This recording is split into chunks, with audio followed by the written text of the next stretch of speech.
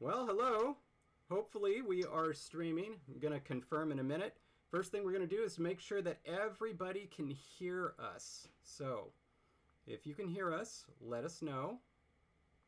Somebody Say said hi in the yes. comments. Cool. Somebody said yes. I mean, oh, hey, there we are. It's Good. so yeah, we're on a bit of a lag. I'll see if I can fix that later, but just so you know. Oh, thank God, it sounds good. You don't know what I went through. Yay. You have no idea what I went through. Anyway, so yeah, welcome to the LangTime Studio episode 1. I am David Peterson. I guess we'll do a fuller introduction for this one. Oh, sure. Okay, I'm David Peterson. I was born in Long Beach. I created languages for Game of Thrones, and what even is the second best one? Like, what's the second best one? The 100? Well, if you're asking popular opinion, or are you asking what my favorite of your shows were? I know you liked Emerald City. I know you And liked Defiance. And Defiance. Yeah, I liked Defiance. And that was my favorite to work on. I loved working on Defiance. Bright was my second favorite to work on. Just a wonderful, wonderful thing to work on that. But I mean, I don't know what my second most, like the second Thor. Nobody liked it. I mean, I did, but I guess I'm not popular opinion. I was kind of jazzed. I liked Doctor Strange, but my work on it was minimal. Like, you blink and you wouldn't notice it. I guess The Witcher now. Oh, yeah. Yeah. We got one person saying they can't hear. Oh, no. Can't hear both of us or just me? I have no idea. It seems like most of the people in the stream can hear, so that's good. Okay. And if some people can't, I don't know what to do. I give up. Like, I just straight give up. Don't worry, there'll be stuff on the screen. Or we can sign. All right? Oh, totally. My sign is so rusty that it'll be a wonderful slow conversation. All right. Oh, yeah. I worked on The Witcher. In fact, I created a writing system for The Witcher. But you wouldn't know it because I did all this work for it, and you can't see it. Did you watch The Witcher? Did I? Yeah. No? No. It's fine. You'll enjoy it. I mean, maybe. I don't know. I don't really know you. I just have not watched it yet. But my sister-in-law was actually watching it when I was visiting them over the holidays. And as long as it doesn't get too gory, that was always my problem, was I can't handle a lot of on-screen gore. What if it's cartoonish? You would think that would make a difference, but I have to close my eyes in Monty Python when they cut off the eye. It might be rough for you. Especially that first episode. But it's so cool, that action sequence. People seem to know what I'm talking about. Anyway. All right, so that's me. That's enough. Okay, so Jessie, okay. Please. I'm Jessie Sams. Hello. I teach linguistics, and I have worked on, my favorite show to work on for me was Motherland Fort Salem. We'll be airing on Freeform in March, and so that was very exciting. Okay, so just very quickly, I want to address this in the beginning. So, some people are saying that they can barely hear us. Some people are saying it's no problem. Is it both me and Jessie? Is it just Jessie? And now we wait. Especially with that slight bit lag, that makes it interesting to wait for the comments on specific questions. Yeah. Okay. Oh, well, Hobo Man Cat 1, yes. I teach all sorts of linguistics classes, but I actually teach an invented languages class, which is my favorite to teach. Mm-hmm. But I also teach, structures of English, history of English language, English grammar, lots of English linguistics, things like that. So all sorts. Well, okay, so This is so weird. I wonder what the difference is for some people who say that it's absolutely no problem and the others that are busting out their PC. Maybe it's because we're both on Macs and it can sense if you're watching on a PC. Wait, but anyway. Shoot, what was I going to say? Oh yeah, I once this is kind of fun. I once at least started Jessie's class on, was it history of English or was it structures of English? But I thought it was her constructed languages class. Yes. So I just like busted in there, David assuming everybody would know me. David was set to guest speak during one of my classes, and it was a whole kerfuffle leading up to the start of class. And he went into the class thinking that was the one he was supposed to be teaching and just jumped into lecture, and they were just silent and lost because it was totally the wrong one. But it was all good. It was good. Yeah, but man, the looks they were giving me, it was priceless. It was like I had walked into a chemistry class. Just wonderful. Which I did once for a final. I showed up for my own final at Berkeley once, and I walk in, and the lecture hall is filled, and I see everybody pulling out calculators, and I'm like, wait a minute, this is English 135 AC. So I get to the front, and there's a GSI there, so I say, excuse me, is this the final for, quietly, is this the final for English 135 AC? And he says really loud, so the entire lecture hall can hear it, no, this is the final for chemistry 17B or something. And everybody just starts laughing their ass off at me. It was amazing. Turns out I was 2 days early. Oh my gosh. Better than 2 days late. Better than 2 days late. I was just going to say, better than 2 days late. Okay, so anyway, to give you a general introduction to this,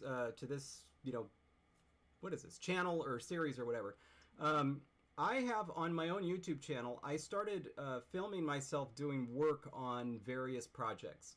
And it was a lot of fun, and at least some people have enjoyed it. But of course, the stuff I do for TV and film is all covered by an NDA.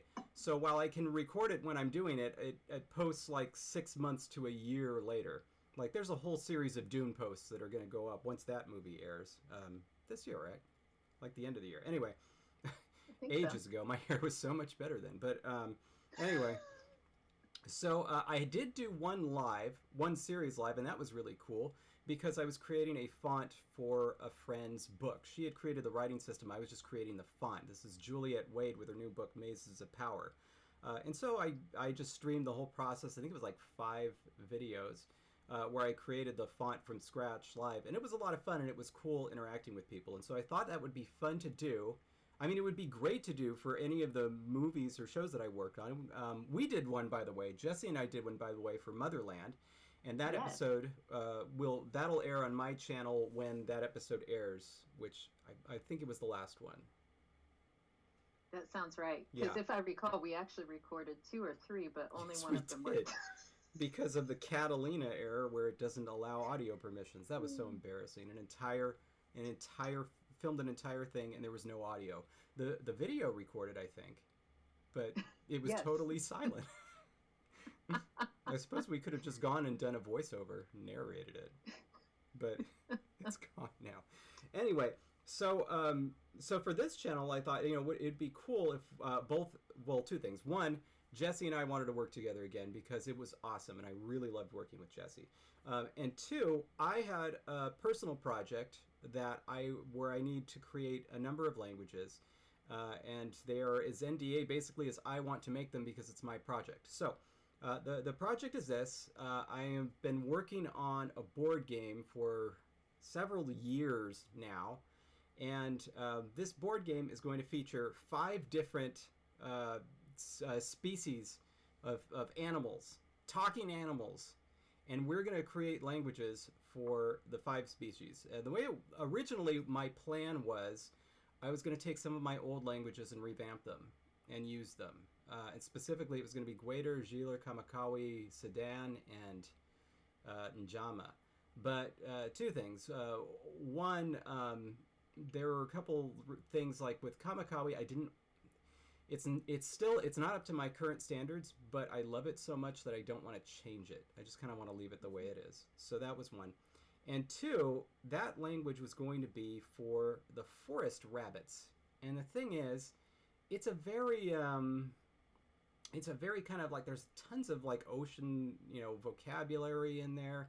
It's made for people that are on islands and do a lot of stuff in the ocean. The vocabulary just didn't make a lot of sense for forest rabbits, and so I thought, well, why don't I do something new? And I thought, well, why don't we do that for at least 3 of the 5 other ones as well. I am going to use a revamped Gieler for the cats. It's going to be good this time. Oh my god.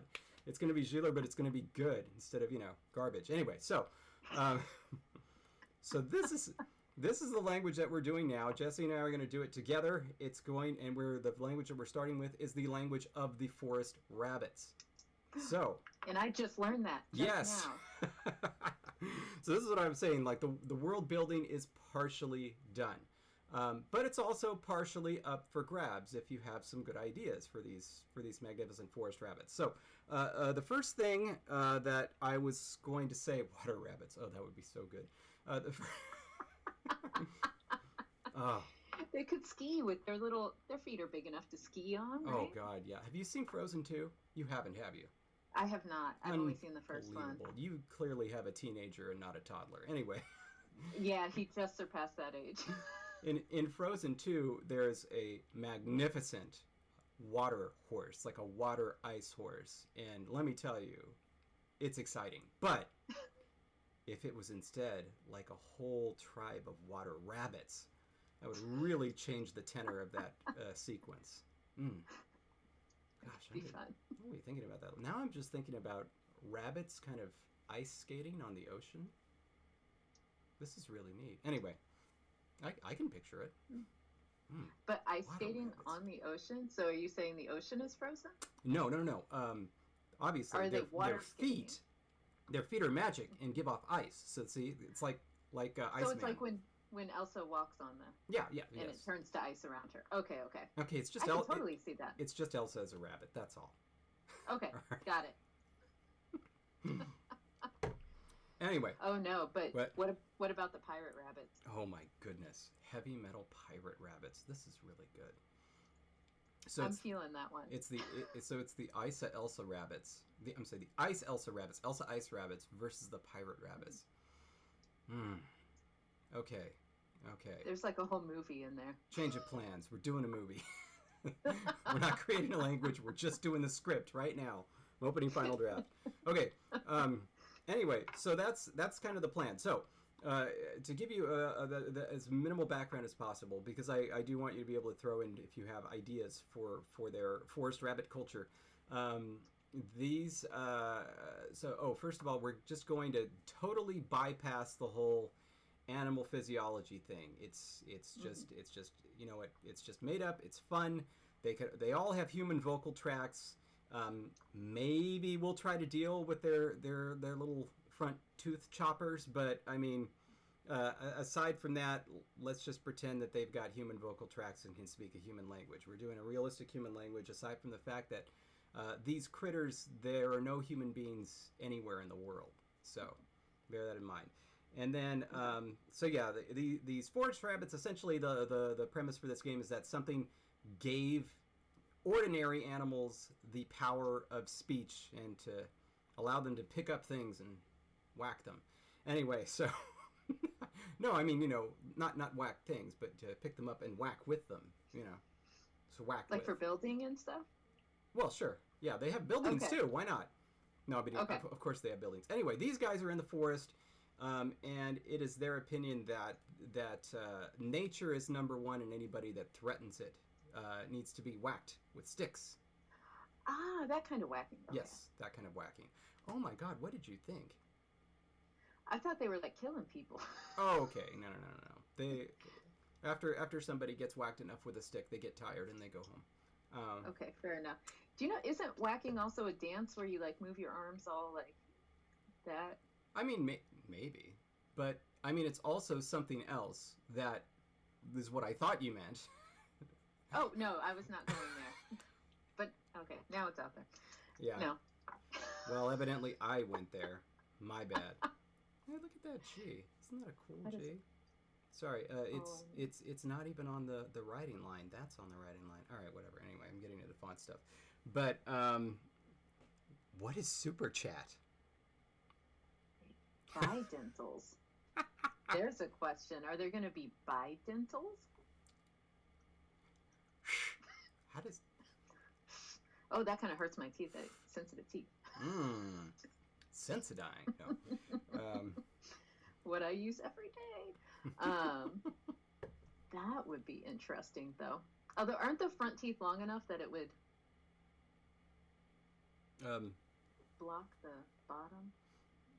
We're gonna have to be looking at images of rabbits because, of course, this is going to be immediately relevant because we're starting with the phonology. So, just a quick question, though. I have Super Chat is donating money. Is where people donate money to have a message question displayed. Huh. I think that's only enabled if we do monetization for the videos, which we're not doing. Anyway, I will look into it after this. But if you want to give us money, we have a Patreon for this show. It's, what is it, patreon.com/LangTime Studio? Yeah. That should be what it is. Yeah, so you can go there. Will having Super Chat enabled make it more likely that I'm going to look at my phone because I'm not doing it enough? I'm trying to keep. I got a little section of my screen reserved for the new comments, and so I'm trying to shout out if I see something. Theoretically, I could put it on my screen if I put it in the place where my window is, because nobody can see what's behind my window. I could put it there, but then it would just add to the processing time that was going on. Anyway, so right. All right. So for phonology, first I have this template that I use for creating languages. The template doesn't inform the process at all. It's just for documentation purposes. And it also does some fun stuff. Like, for example, if I click on this, it goes all the way to there. And that goes to there, and that goes back to there. Evidently, nothing goes back to the beginning. But anyway, so what this is, it's just a Pages document. Pages is the version of Word that's on the Mac. And it's great if you're working with somebody else who uses a Mac. You can collaborate, and it works essentially like Google Docs, only it doesn't have a million problems loading pages that are longer than 50, loading documents that are more than 50 pages. Anyway, so in this document, I filled out sections that then we will edit. So like this is going to be our chart here, and I've just filled in a whole bunch of stuff so that we can delete rather than add.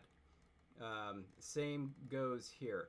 And incidentally, this document is based on the document that's been evolving for me like over the, good Lord, decades, since I've been creating languages for literal decades. My God.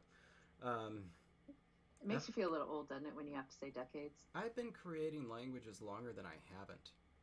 That's wild. Wow. That just happened. Wow. That's cool. Ugh.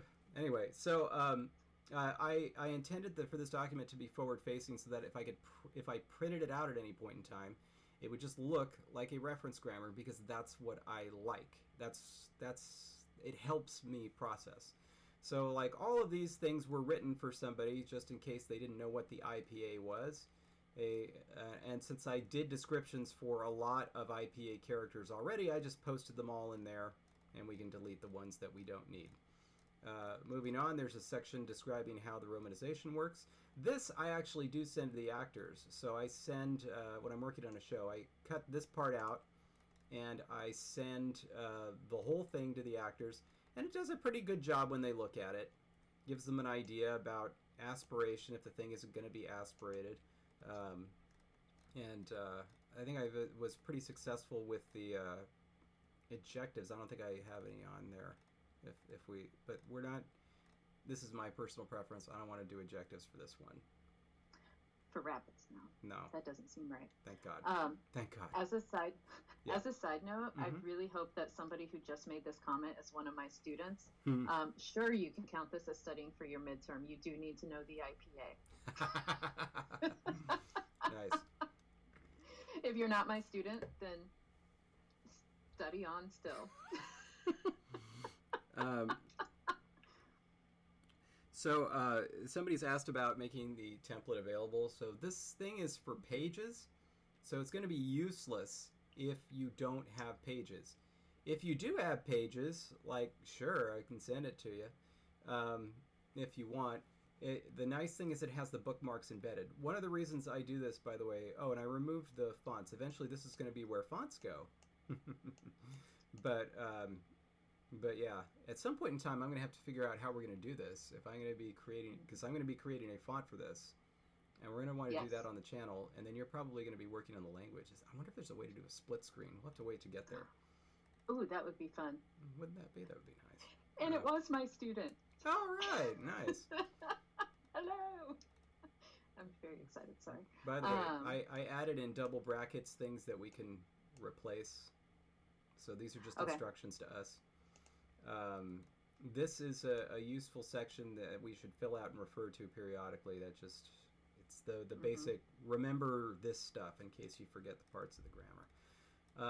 Noun stuff, adjective stuff if we have adjectives, demonstrative stuff, verb stuff, adverbs, coordination, if it needs explaining, relative clauses, questions, there are yes/no questions, and WH questions. And these are the historical notes. These are a lot of sound changes I've used in languages over the years. So I just tossed them in there so that they would be written out in case they would be useful for this language. If not, we can delete them or modify them. This is the reference grammar, and this is the part where you just go to look at tables. It doesn't have any explanation of things. So pronouns, nouns. This is from the Christmas Chronicles. This is the case system for the Christmas Chronicles. I thought it was nice. cute. Oh, up on the wordiva and wordimma? Yeah, but replace it with, like, I don't know. With Yulig. an actual. Yeah, yulig is a word. Yuliga, yuligina, yuligiva, yuligima. Yeah, I especially since adjectives agree, I think overestimated how often there would be definite things and you'd end up with da-da-dee-na, da-da-dee-na in a row. But I think it sounded really cute. I did see that one too. That was a really good one. Really? I have not seen it yet. I have not seen it yet. Yeah. I'll get there. I know it's on Netflix. I'll get there. You know what? And that's like over a year old by now. I know. I was going to watch it this one day, but then my sister was really into JoJo's Amazing Adventure and saw that, all right, I'll throw on the first episode and oh my God, I hated it so much. I hated it so much. JoJo's Amazing Adventure. Are you a fan of this? No, I'm laughing because you should have watched Christmas Chronicles. I should have. I obviously should have. Oh my God. There was like, after finishing that episode, I was like, there is nothing that is going to possess me to watch the second episode of this ever. Oh, hated it. Anyway, nominal derivation if we have it and need it. This is, what is this from? This is from Veda, one of the languages I did for Arena of Valor, and it had very, very simple verbs. These things can get complicated. Verbal derivation, adjectival derivation if we use it. Inflection if we use it. This will also be where agreement is going to happen if we use it. Derivation for adjectives, our number system, and then how to read the dictionary. I find this useful just in case you forget.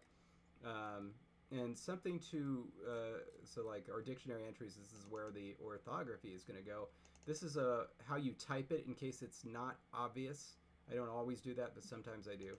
This is it in the romanization. This is the IPA. This is its proto-form, part of speech. This I'll get to in a second. This is the definition, and this is if the definition needs more explanation.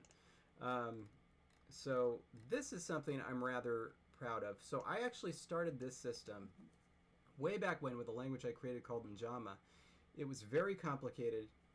Every single entry had a number between 1 and 9 that told you whether if it was a normal word, a technical word, an artistic word, an off-color word, and so on and so forth. I simplified the system greatly so that basically it's just a number, either 0, 0, 0, 1, 1, 0, or 1, 1.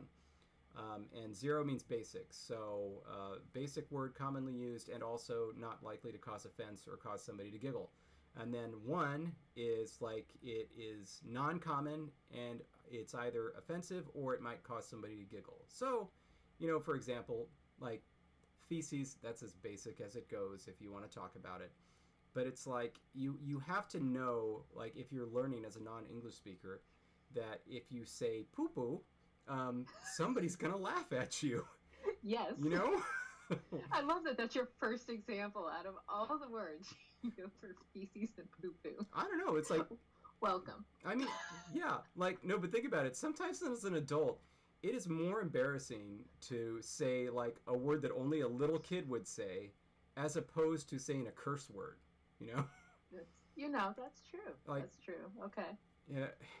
Have you ever, I was trying to remember, there was one instance where it's like, I had a professor, he was fantastic. He was a non-English speaker, and he was giving a lecture, and it was just one word that he was using in a very serious lecture that was just not the regular word, and it was just slightly funny. And I was like, oh, how do I tell him about this? And of course you can't. But anyway, and then this asterisk here is just if we find the word interesting and want to come back to it later, so we don't have to search the whole list of words. Okay. Mm-hmm. Okay, so that's that, and then this is where this is where we keep track of the number of words. I have two charts in here depending on the type of language we end up doing. One is if we have a language where there is like stems are more common or roots are more common, and then they commonly have affixes or processes associated with them to make words, so that the stem itself is never used.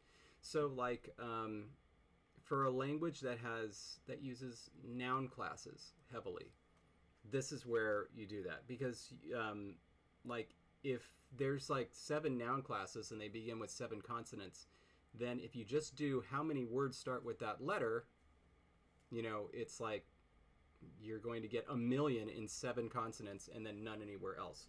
What's more important is what the root starts with, and then it's how many words are used within that. Versus if that doesn't matter for something like, Triga to slang, High Valerian, then it's just that. But these little guys link. Ooh, so you can just jump. And when you turn this into a PDF, the links stay. So I can send this to other people as a PDF, and they can navigate it very easily. Okay, so this is where all the words are going to go. With the long definitions, and then your simple, like, pocket dictionary version going from English to whatever the language is over here, and these links work as well.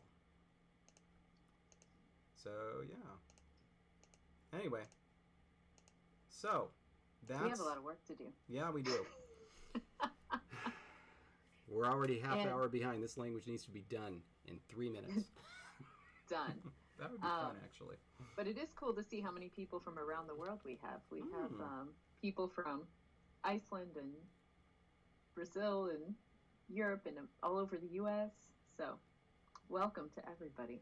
Okay. So, and then I haven't been looking at chat like ever. So, was there stuff I missed? Can you scroll back? Is that possible? Oh, yeah, it is possible. I mean, I can. Oh, yeah. But yeah, they introduced, said where they're from. Lots of conlangers. Awesome. Oh, I did scroll up a little bit. So yeah, just to confirm, the PDF does work. The links are preserved in the PDF. Now, I could make them more obvious, because when you make a link on this, it turns it blue and underlines it, but I just think that looks sloppy. And plus, then if you print it out, you have something that's like blue and underlined. So you have to know the links are there, but they absolutely 100% work on a PDF, which makes this so awesome. Anyway, so yeah, I can definitely send out the PDF, but then, like, you couldn't copy it, right? So I don't know how useful like the it links would be. wouldn't actually help you create your own document. But whatever, I'll put it up. Yeah. I mean, this, by the way, is a copy of the template. Because we should mention this. For people that support us on Patreon at a certain level, we're going to be sending out a PDF of the language as it stands every month, right? Yes. Yeah. Yes. So you'll get incremental progress. All right. So now that is done, feel free to ask questions, but we're going to go right here. So bear in mind that since we know how these guys came to be, we know the origin of language for all of them. Language originated in different times with different species, and it'd just be, how they decided to do it. So we can go all the way back to the beginning. And I'm assuming that this is a time that, I don't know, many generations have gone by. So we can have a nice, series of protoforms, both for our grammar and for our sounds. Get something nice. Wonderful. Okay. Got my book open. So as do I. You just tell me what to type and I'll type it. So that's how this is going to work. Yeah, it's just you doing work. All right. Wonderful. So when you said here, what page are you on? Because I don't see you scrolling in the document. So of course, because you're behind. Do we see each other's cursors on this thing? I do, but only as a little yellow. There, I see you now. Yeah. And yeah, only if you click on the page. Yeah. So okay. I am definitely at the IPA section, and so. There. Can you see my little cursor now? Yes. So okay. I guess my original idea. So originally when I was going to have this language be Kamakawi, my idea was that this would be, I guess, a little towards the isolating end, a little towards the head initial end, a little towards the less consonant clusters end. That's what I was thinking for this one. But I don't know. Talking rabbits. Bucky O'Hare. What do you got? Bucky O'Hare? Is that a new name? I often forget that you're younger than me. Those 4 months. Yeah. Who's Bucky O'Hare? And then I have some ideas. But who's Bucky O'Hare? In 4 months, you'll know. But no, I mean, no. Honestly, if you weren't there for the first 4 months of 1981, this would completely go over your head. I mean, gone. Just gone. No, Bucky O'Hare. You don't remember Bucky O'Hare in the Toad Wars? Okay. Wow. So it was a cartoon and it was a video game, at least an arcade game. I think maybe it came to Nintendo. And it might have started as a comic book, but Bucky O'Hare was a green, space rabbit that led his, space renegades against the Toad Empire. And he had a friend that was a duck that had 4 arms. And then there was a white female dog that had pink hair. Am I remembering this right? Anyway, so yeah. I have no idea. Bucky O'Hare was a very serious rabbit. He wasn't like a wisecracking Han Solo type. He was like, let's get down to business, Batman type of fun-loving rabbit, space rabbit. Anyway. Of course. Yeah. Of course. But yeah, like phonologically, what were you thinking? What were you feeling? What was speaking to you? Well, where I tend to start are with some typological things like the PTK series showing up.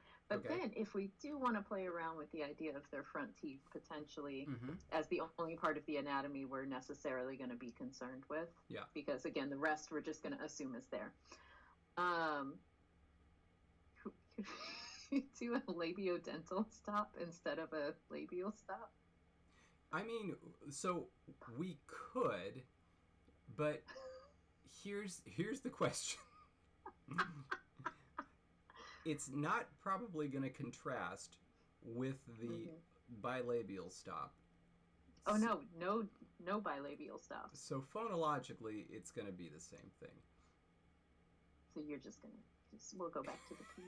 No, I'm not saying that, but I'm still, well, for us humans, we're probably just going to pronounce it as a P, though I suppose if you want to pronounce it like a rabbit, then you do the... Like a rabbit. A rabbit. Hold on a sec. I'm gonna have to pull up. We're adding to the chart. No, hold on. I'm gonna pull up a rabbit. Hold on a sec. I'm gonna pull up a rabbit. I wanna take a look at a rabbit face. That's a good idea. That's sweet. See, okay, they're saying no bilabials. Okay, and I can appreciate that, but I'm going to tell you, I'm looking at a bunny face right now, and their Yeah, lips their are pretty teeth don't really stick closed. out, do they? I mean, I think in cartoons they Mm, do, right. but look at that little darling. Yeah, And their lips are pretty closed. I apparently have forgotten what the front of a rabbit looked like until just now because I really thought I would see little teeth there. I think I'm thinking of squirrels, which we see many more of. Hmm. So on Reddit, most of what I do is just I'm subscribed to feeds of cute things, and so I'm a part of our rabbits. So I am looking at pictures Okay. of rabbits every single day because they are little darlings, and They really many are. many subreddits of cats. So it's just cats and rabbits all day for me. Um, Let me see. Can you see this picture? yeah. Oh my goodness! Look at that little gentleman. I He's love like it. playing in the leaves. Okay, so that is now my inspiration for our language is that little rabbit E- right there playing in the Excellent, leaves. excellent. You know, Okay. my best friend, allowed me to name his rabbit when we were very young. He didn't have the rabbit for very long.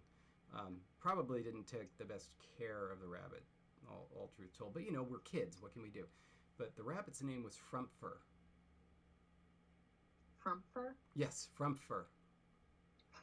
I thought maybe I misheard you or you just sneezed. Nope. Uh, Frumper. Okay. Frumpfer. I don't know. I love it. Yeah. Okay. So, oh, good. People are doing a great job answering some questions Oh, because yeah, bilabials would require both your lips to come together, um, like the p and b sounds.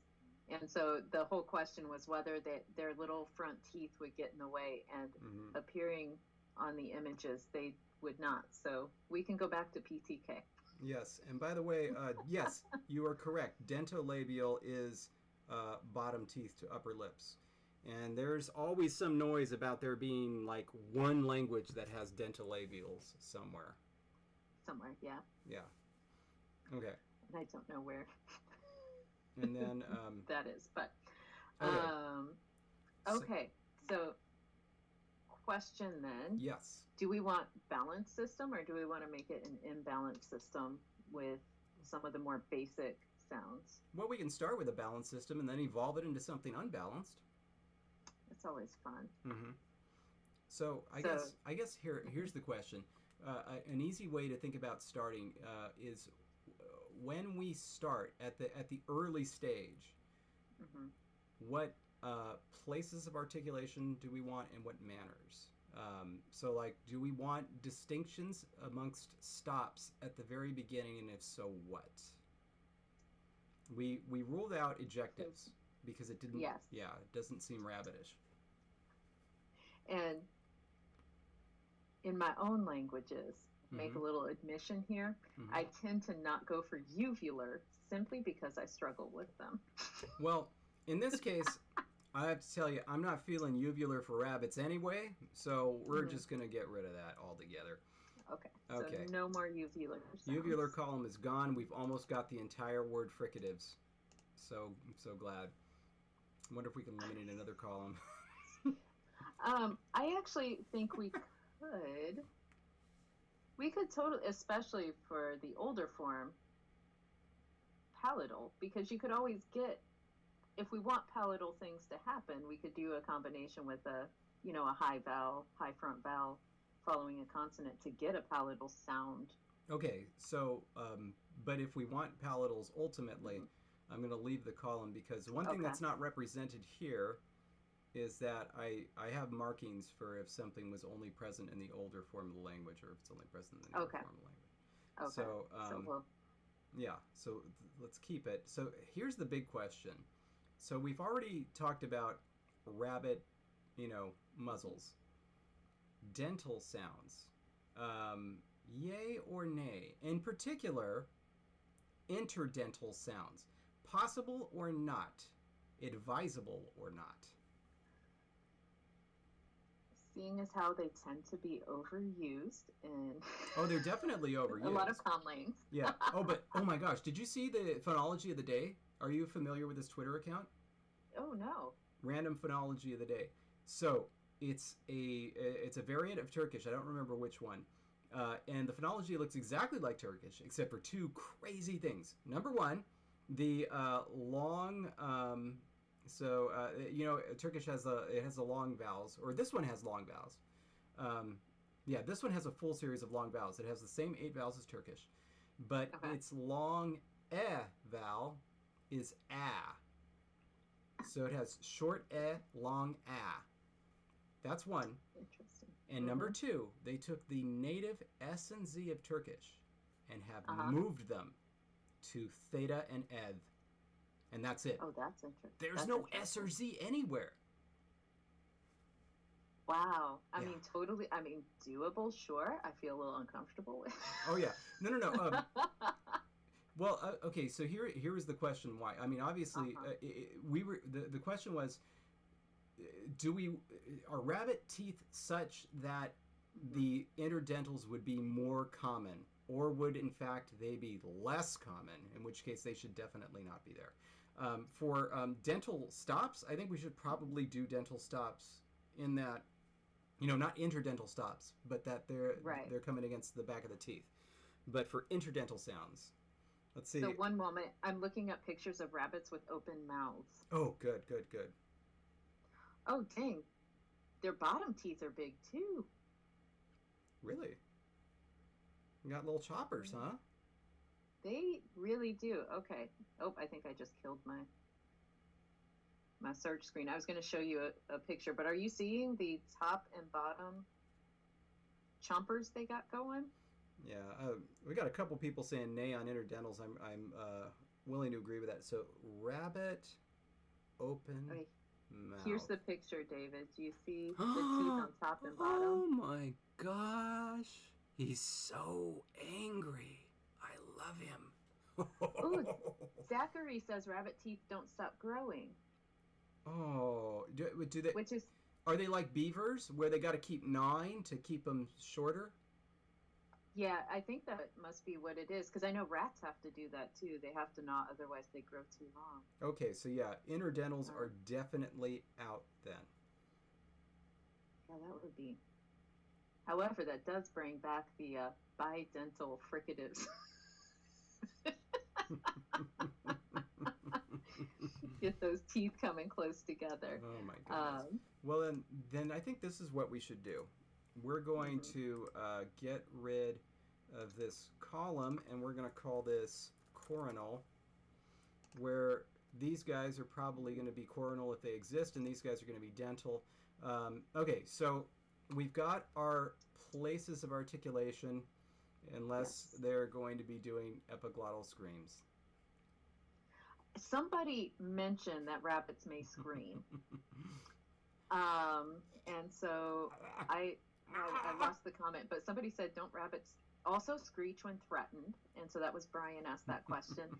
And I do believe they do make a sound. So that is a... So what sound would that be? Well, I mean, the screech is going to be, whatever.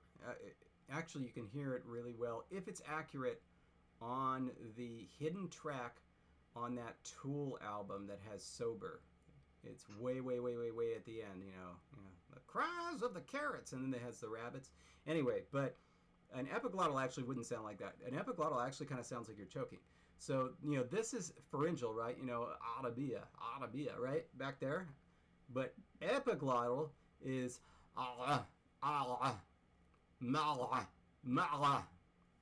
way down there. You can feel it. So, I don't know. Doesn't sound too rabbity to me. It doesn't sound rabbity to me either. And not a happy rabbit. I would have no possible way of ever pronouncing that, even if we did it. In fact, do we want, because of how short everything would be in the rabbit system, do we even want glottal sounds? That is something that we could cut out.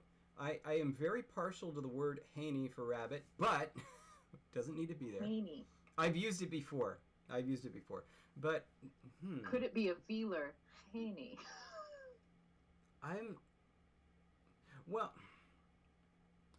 Theoretically, glottal should be possible for anybody, right? Because it's just the glottis. Because if you can do the other sounds of humans, then. But if you're not feeling a glottal stop for this, we can get rid of that.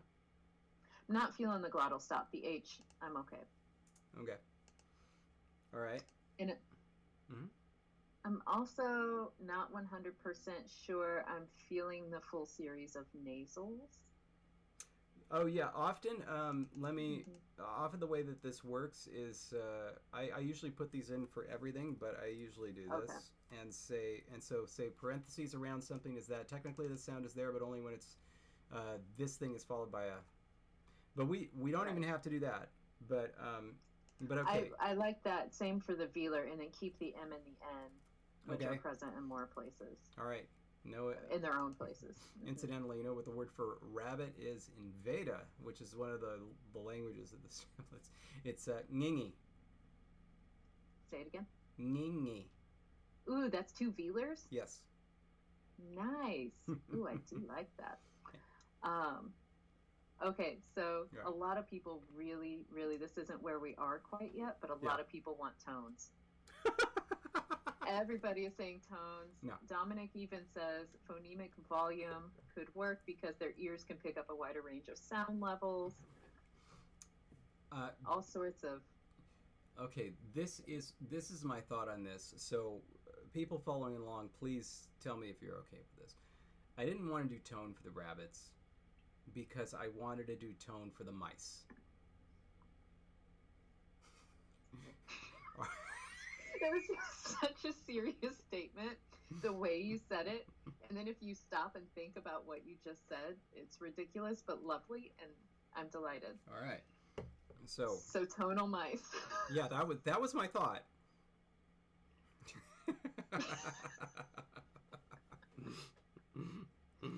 All right. Okay, cool. So then, we'll do stress for this, and we're gonna people are on board for the tonal mice. Okay, good. Because I was kind of excited about that. We're gonna get rid of that section. Okay. All right, back. Okay, so now we've got our places.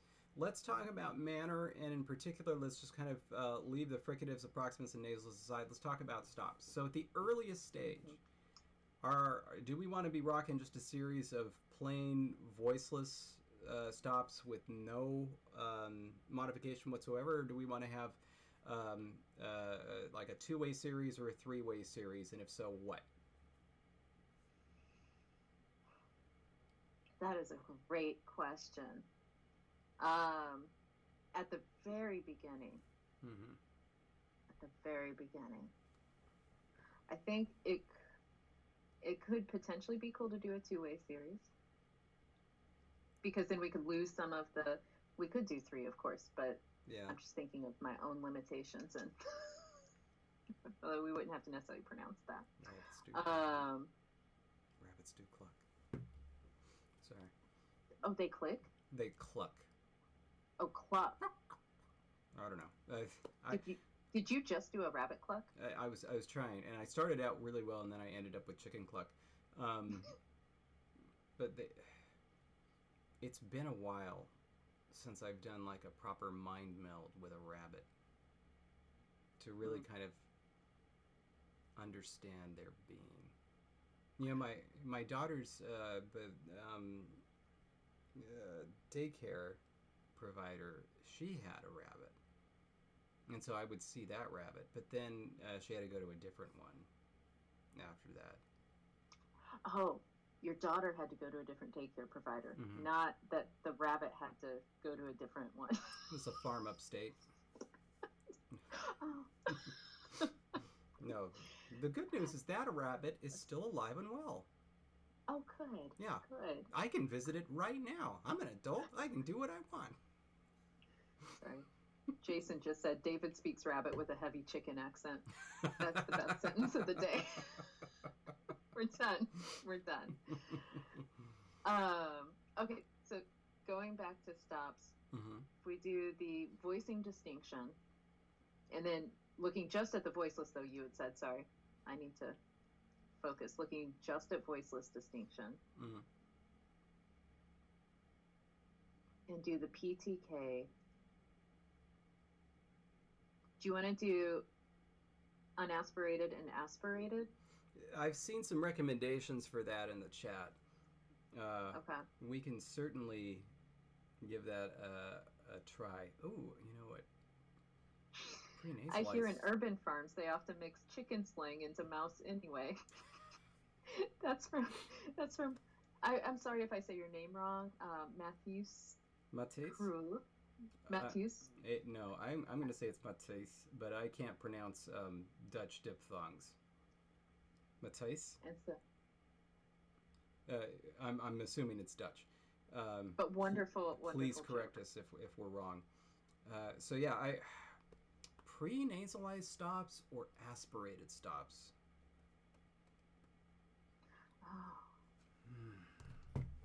Oh.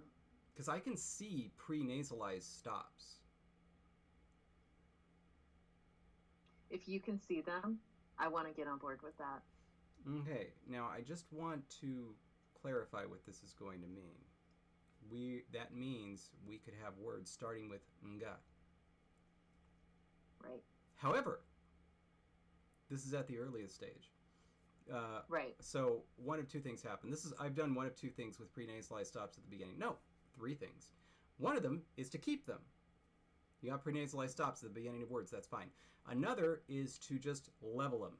Voice stops at the beginning of words. I did that with Castathan to create three different characters that were all pronounced B, for example, at the beginning. One that was a proto B, one that was a proto ba, implosive, and one that was a proto mba. And at the beginning of a word, they were all pronounced the same, and so you just had to learn it when you were spelling. It was amazing. That's still one of my favorite writing systems that I've ever done. Okay, so okay, we can do that or the aspirated. Side note, it looks like his name would, I think, be Mateus because he just provided IPA for the IJ. And it's an epsilon E, Mateus.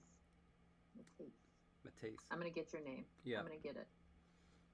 You know, I don't know if you remember when this happened back in, I'm going to say 2005 or 4, but the White Stripes came out with an album that it really brought Dutch diphthongs to the forefront of everybody's mind because everybody was trying to figure out how the heck to pronounce it. It was this album called, I don't know, De Stijl. And it's basically the style, but it was in Dutch. And I have no idea if it was even accurate. I think it was. But, okay. Yeah, so I find implosives real difficult to do, too. Pre-nasalization seems to be a hit. Okay. People are feeling it, okay. including NEICU. I'm not even going to try to say what that name would be. So we're feeling the... Okay. Then this is what we're going to do for right now. I'm just going to do proto-sounds right now. Mm-hmm. Anyway, so I use slashes to distinguish like voiced versus voiced, and commas to set off different types. So... there we go.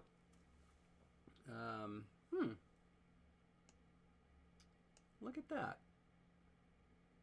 That's not a fancy M. Did I do that wrong? Hold on a sec. No, that's it. All right. Huh. It's funny when you edit cells, I can't see it till you get out of the cell, so that way it like updates. So like right now you're just staring at the screen asking if it's correct. It's a big surprise. Okay. But and then here I am getting close. Hi people. I could just zoom in. Okay, we're gonna leave that blank for the time being, and then we're gonna go ahead and use how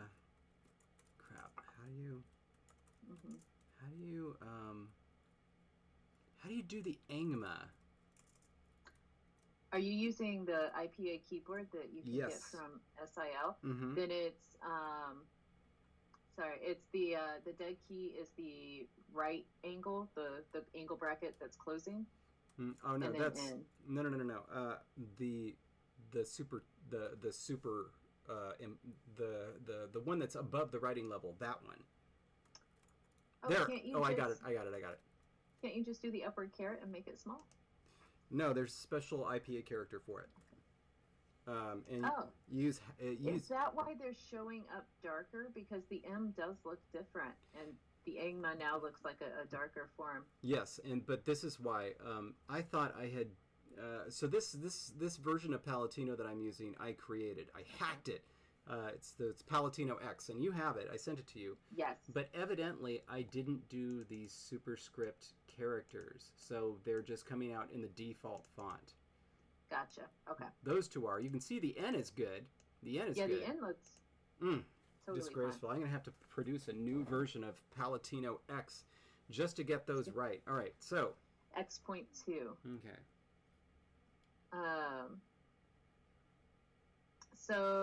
So we've got those.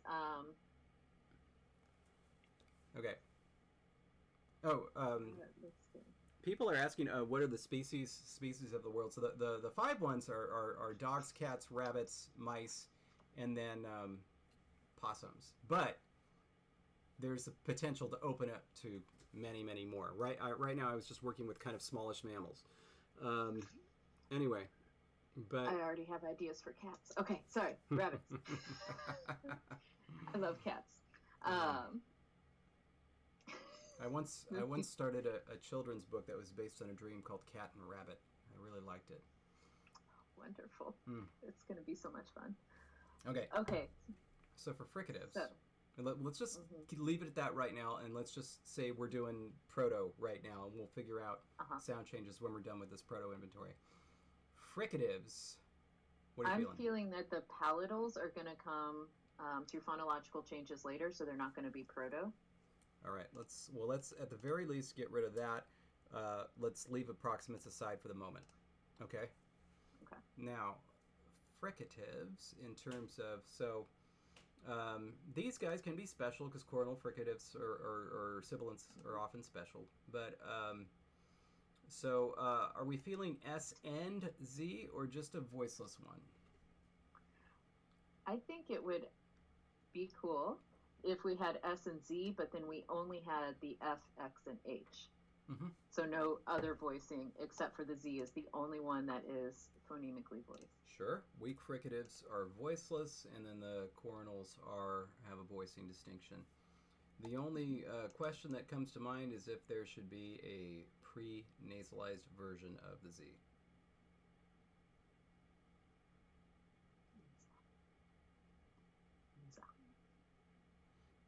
Remember, this is proto. It might not last. Right. Let's do it for proto. Okay. I feel like we could make some fun changes with that. All right. Cool.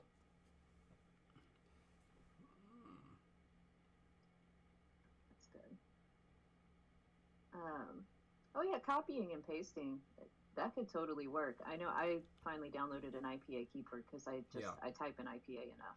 Yeah, I have one of those, and I switch between that and then my default keyboard layout, which I made, which allows me to do most IPA characters, and also most hat checks and things like that, just with my own dead keys. All right, I'm feeling pretty good about that. All right. So, approximants. Do we want to have any, or do we just want to have them be versions of vowels? In fact, you know what? Forget the W. Forget the glides. Let's just look at the L and R situation. I think we should just have L. Done. Done and done. Okay. Now let's go. Now let's talk about the glides. Going back. All right. Done on one box. Yeah, glides. So, do you want to have glides be their own characters, like their own meaty consonants, or should we just have them kind of occur as a result of what happens with vowels? I'm a fan of having a start of a vowel-heavy language. Yeah, and then getting the W and the J from the E and the U. Getting them for free, you bet. All right. Mm-hmm. So if anyone's wondering, they will be there. Yeah. They'll come through pronunciation shifts. That's right, Jason. It's a language faux habits. We took out the R. All right. Oh. Cool. Okay. Oh, and Zachary agrees. He says glide phonotactics. Okay, so that's good. Then we're happy with that. I am. Okay, so vowels, proto level. I mean, usually you want to start simpler. What are you feeling? For the vowels, oh yeah, way simpler. Probably that. E. So we can agree on that. That's pretty easy. And oo. And you want that to be unrounded? Nice. I don't know. I was thinking, I don't know. No, you're right. I'm sorry, rounded. Yes. Okay. Good. Okay. Oh my gosh, it's that mid-level that just kills it every time, isn't it? Okay, so here's something I do a lot, and I'm going to say it just so we don't have to do it, but I want to say it just in case, so you know it's there. I often do the 3-vowel proto-system, where combinations of vowels give you the mid-vowels. And I've done it in 2 ways. One where it's a 3-vowel proto-system, just, high front, high back, and low. Another one where I've kept schwa, and you get diphthongs from the low vowel and then monophthongs from the schwa. And so that was actually Hoboman Cat 1 specifically said ah, schwa, e, oo. So that would be that 3-vowel plus a schwa. I haven't done it in a while. Kind of like that. And then for this, how I guess when all right, let's just all right. You got some words here. Oops, sorry. Though actually that could be a cool word. Tanha. All right. And then and it totally works with what we got.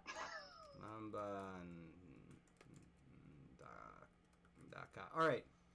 How do you want to pronounce those A's? Do you really want to get in there and say, like Tana, Tanha, Lamba, Ndaka?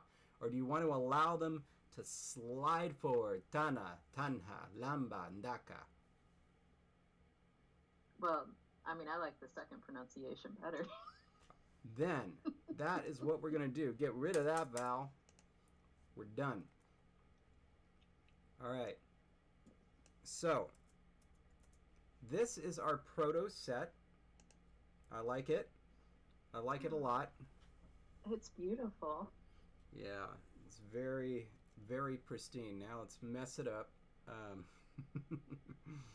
So, at this point, let's just let's kind of let's actually do what I was just doing. Let's throw out some words. Anybody, throw out some words. Try not just 2 syllables, 1 syllable. I mean, we should talk about codas, shouldn't we? Yeah. We should do that. I was seeing if anyone was throwing out words, so I was going to yell at you if I saw any. Sure. Well, I guess we can just do CV for right now because everybody's going to allow that, but we'll have to get to codas eventually. Okay, so here's one from the crowd. I said disyllabic, not trisyllabic. Bandi. There we go. Ooh. Yeah. Oh, they are on a roll now. And so this is where the big question comes in. Is Sinzi going to be distinguished from Sinzi? Yeah. From that. You always have to deal with that. Depends. Okay. I mean, right now, no. If we're just doing, oh wait, vena. No, there's no vowel like that. Oh yeah. Nope. Just typing too fast. Ooh, but somebody did then suggest. And I have to take this out of caps lock to do the schwa. There we go. Oh, just okay. No. Do it like this. There you go. Oh, nice. I like it. Okay. Yeah. All right. So we have a good list, I think. A good list for starting, sure, I guess. But we don't. Well, we have very few ooh. Um, Oh, somebody just said one. Oh, I took it off caps lock. Come on now. Oh, in my IPA keyboard, I can't do caps lock. Isn't that fun? Here we go.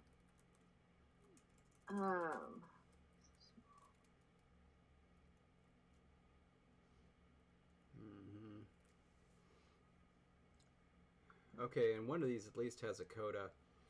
All right, let's have this discussion. So, codas, we can do everything or nothing, or somewhere in between. I say for the original, let's do limited codas. And then one of the future changes could potentially be opening the door for new codas through like reduction and having, vowels reduced.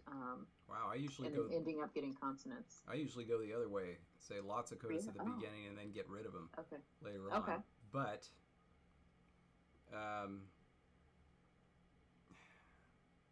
so we have this pre-nasalized series.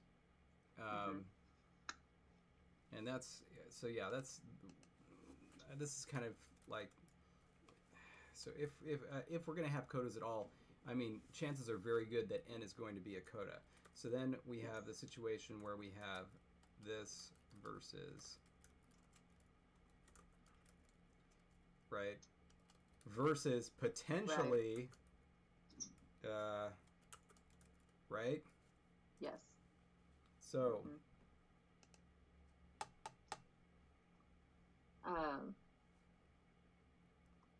here we go. Okay, so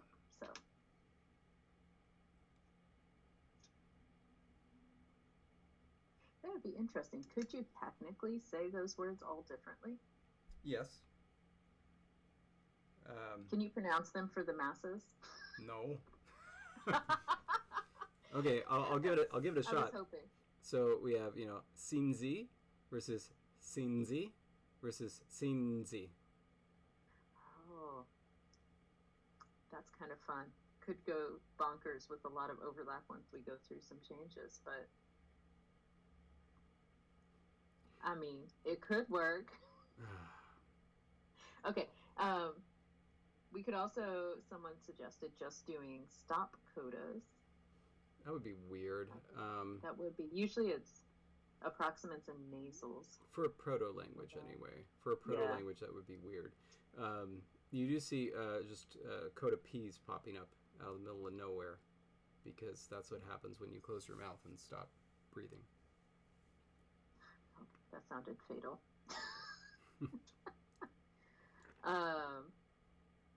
Okay, so...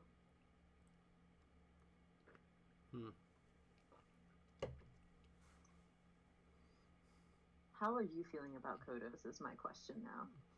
I'm feeling like I always come up against this problem, and I hate it. I avoided it with Castithan by saying very simply, no codas. And that's, well, at least at the proto stage, Castithan had absolutely no codas. Now Castithan has all kinds of codas, but since there were no codas at the beginning, there was never any problem about, you just deftly avoided this thing.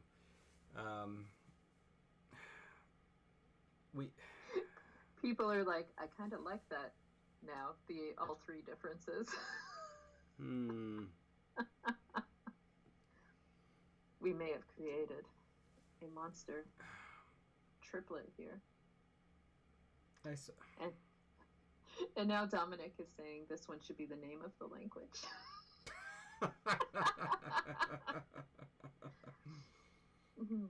So that's great. I mean, with sound changes, I could see you getting something like this.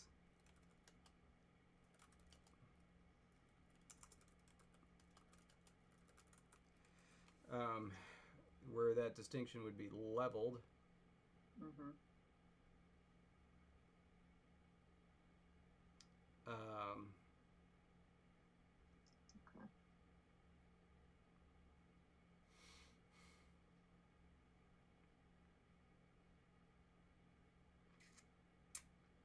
hang on. Sorry. Let me you stop it. Let me try something else here. Let's see. Well, actually, let's call it that. Let's just pretend that N is our only coda at this moment. Okay. And then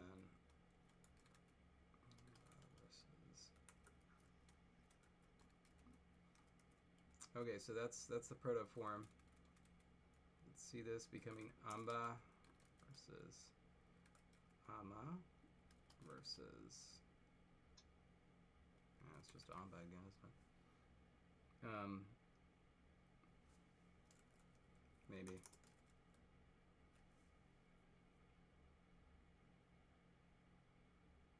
End up with geminates, at least for the stops. That could work. And this is, of course, assuming a sound change where, sorry, you get this becomes nasal, right? Right. But you know what? Sorry, I'm reading the comments over here, and then. But you know what we'd end up with? We'd end up with word initial velar nasals. And you would get your nini. Is this what we're going for? I don't know. Look, I wasn't trying to do it. It just happened. Totally. Okay. So wouldn't that change the Simsy then? No, because it's different because it's a fricative. That's the thing.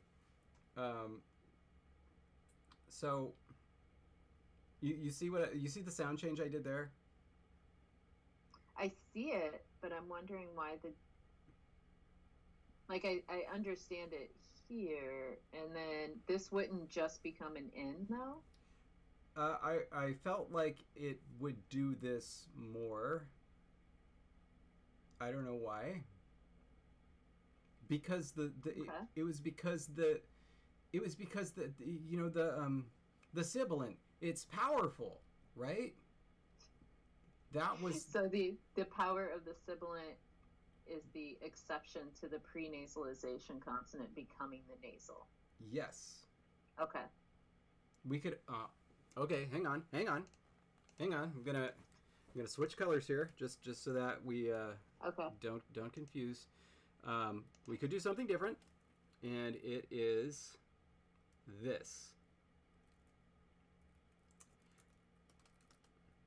versus right. Interesting. No, versus this versus huh? Wait, sorry. You see what I'm doing? Oh my gosh. Yeah. Okay, wait, just 1 minute. Let me see how it works over here. Don't you sass me. Hold on. All right.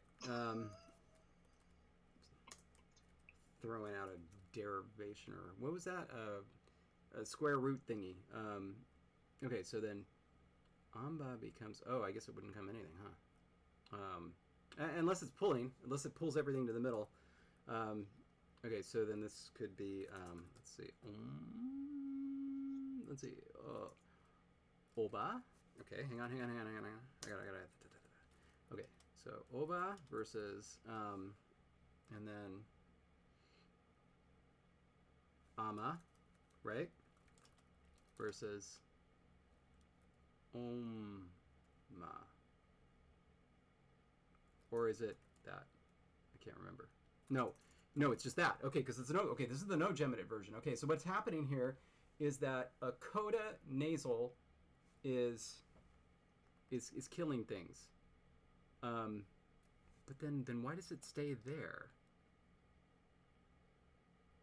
Oh crap! I lost it. I had it, but I lost it.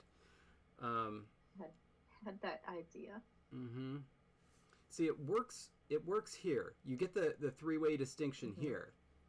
But here, I kind of... Unless... Oh! I'm sorry. This is what would happen. That's what would happen. It would be Sezi. Okay. Yeah. Interesting. So then we would really then only have those N's when they are onsets of the syllables. Yeah. Oh. Like in the newer form. Oh, like because they would otherwise, if they're codas, they're going to be right. reduced in changing the vowel. Yeah. So I haven't even gotten there yet. When they're starting a word, I haven't even gotten there yet. Okay. So oh yeah, and then okay. So we can discuss this. All right. So let's just tack this out real quick. So with nasals,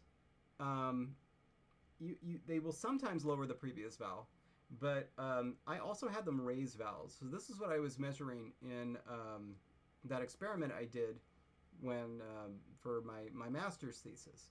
I was looking at nasal codas affecting previous vowels in SoCal English speakers. And what was happening was that with the low vowels, they were getting raised quite a bit. So a was becoming a, and ah was becoming aw. So it's like Bob versus bomb. Okay. Nice. But then, unfortunately, all the other vowels were also getting raised. It was just getting raised all the way up. So like sing, or however you all pronounce it, it's coming sing. Right. Yeah.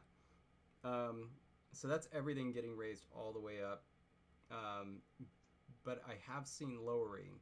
I just don't know if lowering would happen here and raising would happen here. Wait.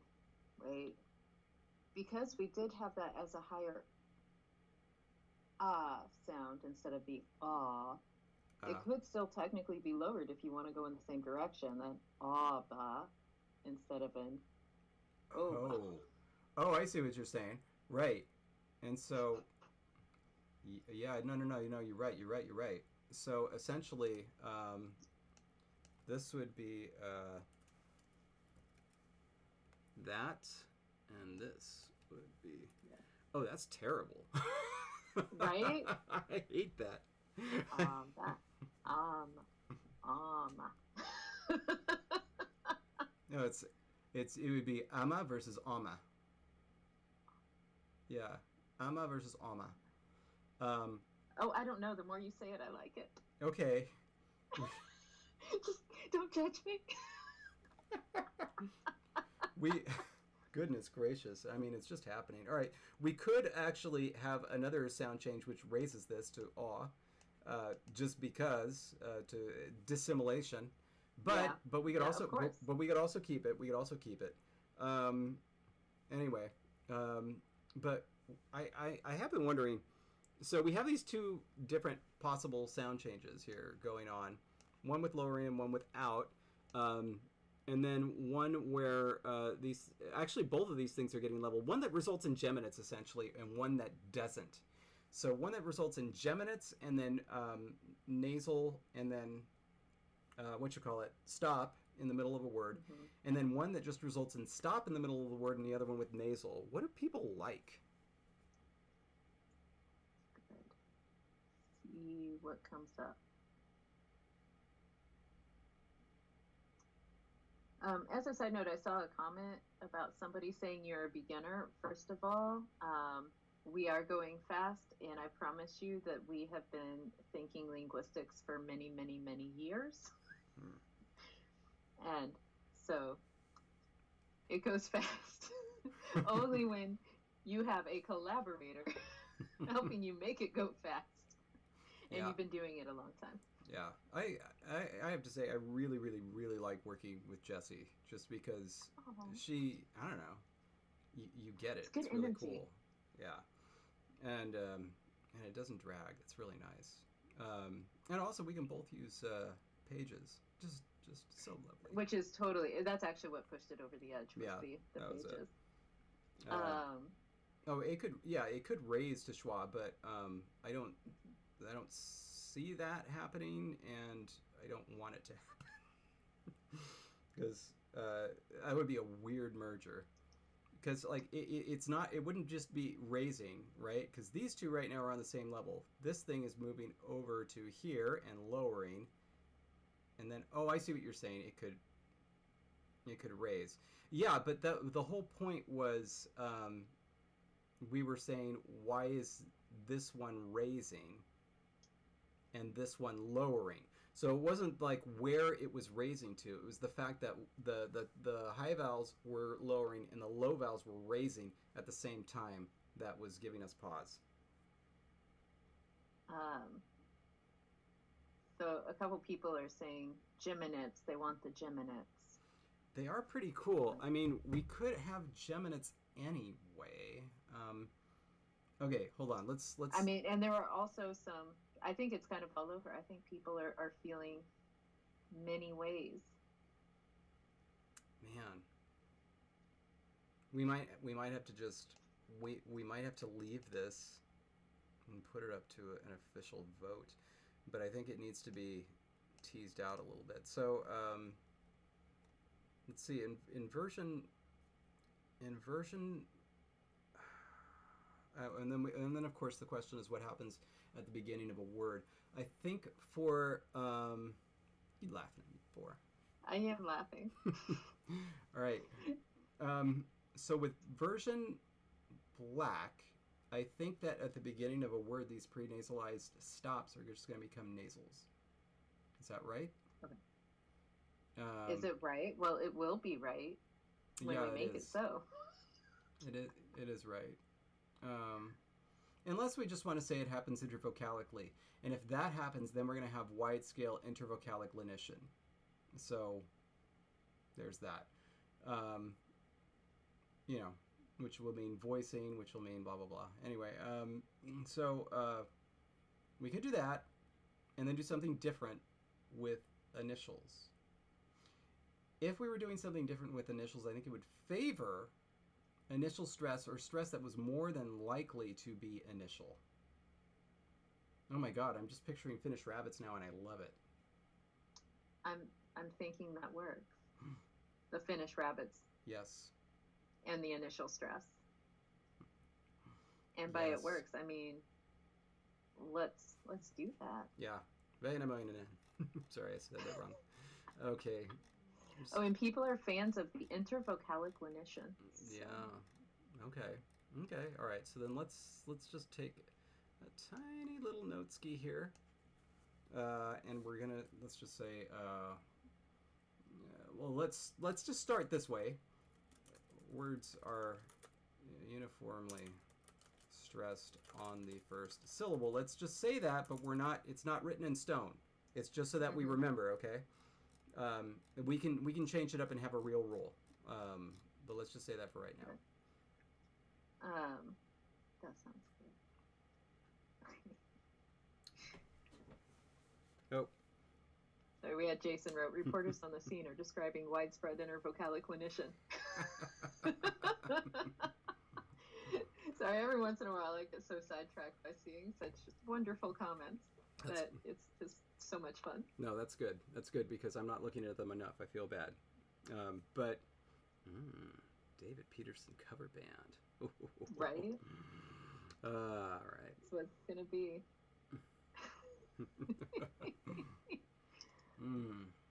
Abbott. Okay. All right. So if we were going to treat initials differently, hey, do my thing. Okay. Bala versus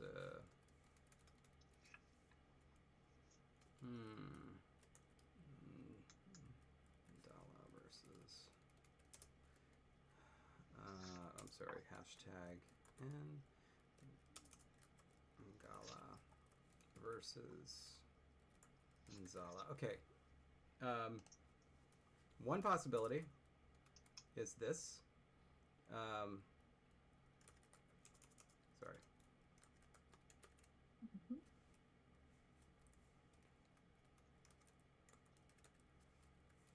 So Dominic, the only thing that seems fully decided on syllable structure is that right now it looks like nasals can appear at the end of, or appear as codas. Well, actually, nothing has been decided. Yeah, nothing has been decided. It's just these are the example words we're playing with, and if they become real proto-stems, then Well, in fact, these protoforms, I'm still going CV because you can always have CV. So I haven't even, well, no, actually, though, we have over here the possibility, right, of nasal. Uh-huh. Yes, okay, Yeah. all right.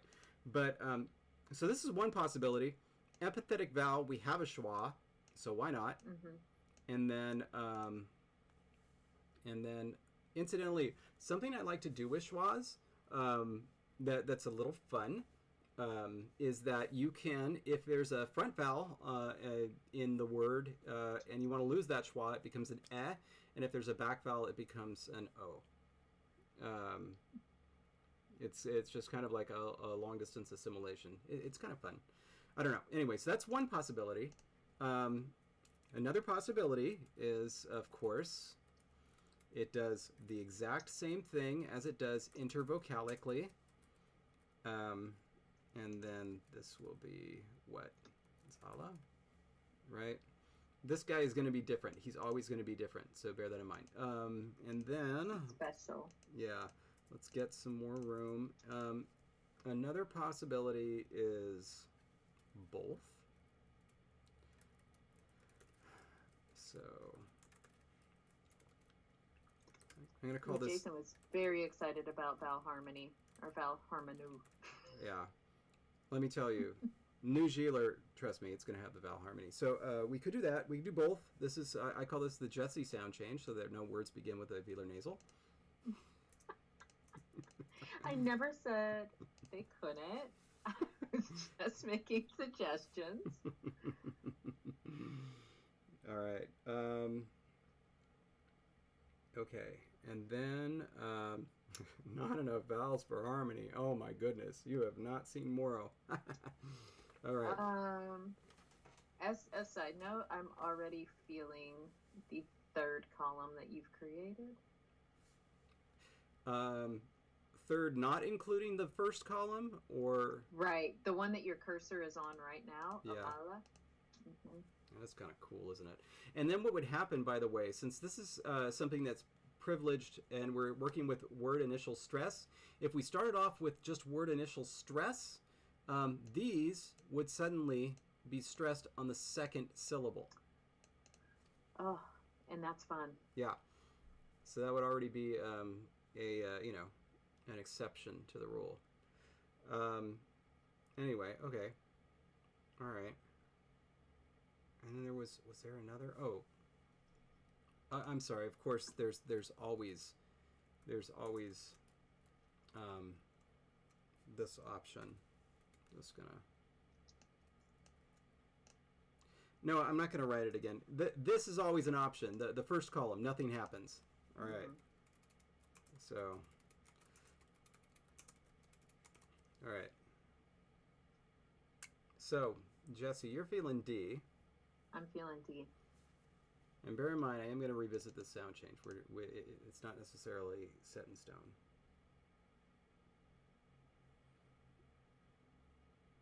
There has already been a vote for Ngala being the language name. Oh, no, wait. No, that's Angala. Ngala. I'm sorry, I added a G in there. Yeah, Angala. That's my American pronunciation of the language. I do apologize. Here. Pronounce this Americanly. Americanly? I love it. Which one? This one. Oh, that? Angola. Oh, come on. I put a double L in there. Maybe. Okay, fine. You said Americanly. Yeah. It's not. Oh, Angala? Okay, but like as in, like tongue and I see the prefix on. Angala. Oh, right. Of course you do. But like. Of course I do. Exactly. Right. No, but like no, but because it's there. Right. No. But there's no other way to get schwa. But just out of curiosity, you say hanging, right? You don't say hanging, do you? Just a second. I need to, first of all, not think too hard. Otherwise, I don't know what I say. And then I'm just going to talk about some of the posters that are hanging on my wall. How did I just say hanging? Just with the velar nasal. All right. There we go. Good. All right. Angala. Okay. So it shouldn't be too bad. Angala. Angala. I like it. Did I hit it too hard again? You No. well, no. You're reducing the schwa because like, I mean, it's cool. You're actually approaching a velar nasal at the beginning of the word, but just say angala, angala. It's got its status, Angala. angala, and then with the vowels appropriately, angala, angala. Love it. Okay. I'm seeing votes for D. All right, all right, all right. I didn't think they'd swing that way, but all right. No, kidding. That's good. All right, let's. Okay, so there are a bunch of sound changes in here that we need to make a note of, and so what I'm going to do is I'm just going to jot them down quickly in my book, and then I'm going to go and write them. Okay, so first we are getting schwa epenthesis with word initial pre-nasalized consonants. Okay, so that's important. And then we have, again, it's going to be wide scale lenition. All right. Wide scale. So that's what we're in for. Wide scale lenition. I hope everybody is happy with that because that's what's happening. All right, so I'm actually writing down in all capital letters wide scale lenition. There we go. All right. Yeah. Intervocalic. I can't forget that. That's right. I'm sorry. Wide scale intervocalic.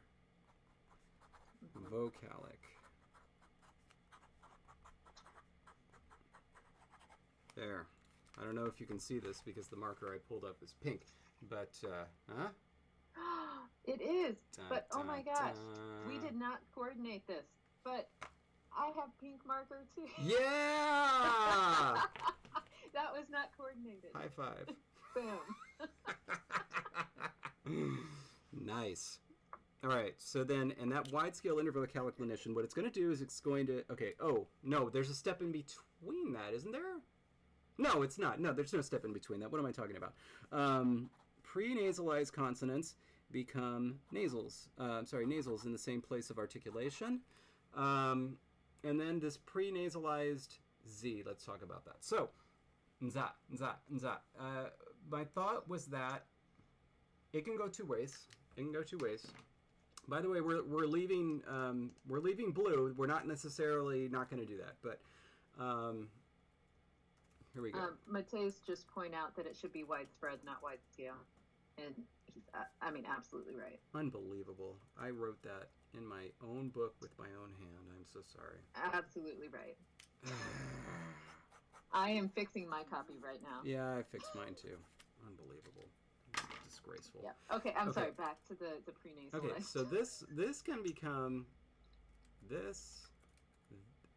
No, it's not gonna. We're not having the nasals come down. They're not going to become codas. So it's going to become that. It could become this. Actually, maybe it could become that, but that wouldn't be a coda. I don't know. Are you only talking coda right now? Is that what's on the? Could be za. I really feel like it's going to become that. It could also become. I'm just talking about the NZ. In between vowels, what is it going to become? My first instinct. That's mine. I mean. Although, I did like the. This is my first instinct. This is, I think, was what's more likely. It actually merges. Right. But I'm willing to be talked out of it. Okay, so going back to, because this is our word here up above that would have this situation. Yeah. Mm-hmm. So. Oh, I'm seeing how you're getting the DZ now. Yeah. Now that I'm.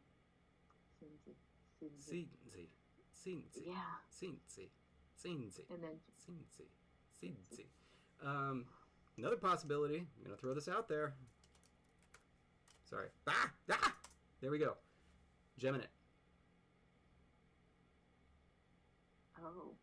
Oh. Interesting. People are liking the DZ. So DZ is on the table. Mm-hmm. Now, I'm not sure how I feel about the geminate. I do like the DZ. And not because I'm against geminates or that geminate in particular. Mm-hmm. It's about, I feel like that geminate would be more likely if there was something else along with Sure. this single pre-nasalized consonant. Mm-hmm. Yeah. Okay. All right.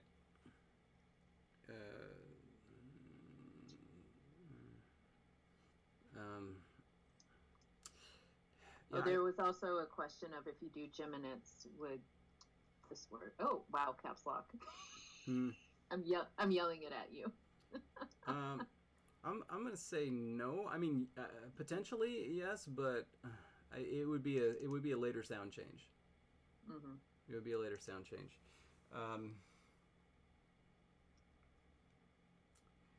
I guess okay. So I guess what's happening is that this thing, with this sound change, right? Mm-hmm. This thing is kind of assimilating to that thing, and then it's just simplifying. Mm-hmm. So so with this one, this thing would be assimilating to that thing, and so it would be becoming this. I mean, with a tie bar, so it's a single sound. Mm-hmm. And then it's simplifying. I guess we can do that.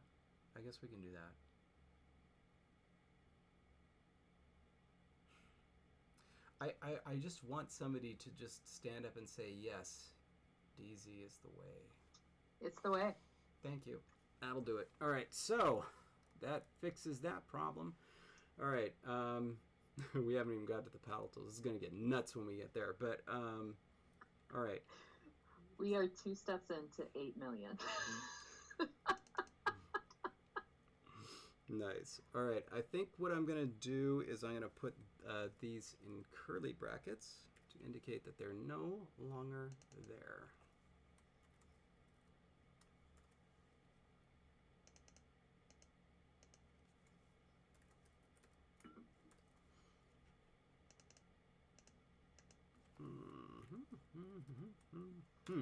Okay. And now, what have we got? Well, this, the parentheses come off. Oh, yes, because it has to be a full... Mm-hmm. It's a full-fledged phoneme, but if you want, we can mark in some way that it wasn't an original one. Do we want to do that? What is your normal way of marking the non-original? Did you use asterisks? I actually don't. If it's a phoneme, then I just write it as a phoneme. But it seems like it would be instructive to let us know if any of these things weren't original. So italics. Can I do that? You know, we could do that if this were note. Oh wow! I mean, you can do it with that. Gosh, that looks sexy. But oh, I haven't seen it because you haven't moved off the cell. Oh wait, nope. That means okay. Well, they've seen it here. Oh, I want that. I know, but the problem is not everything is going to italicize. So, let's just... Sure. Let's...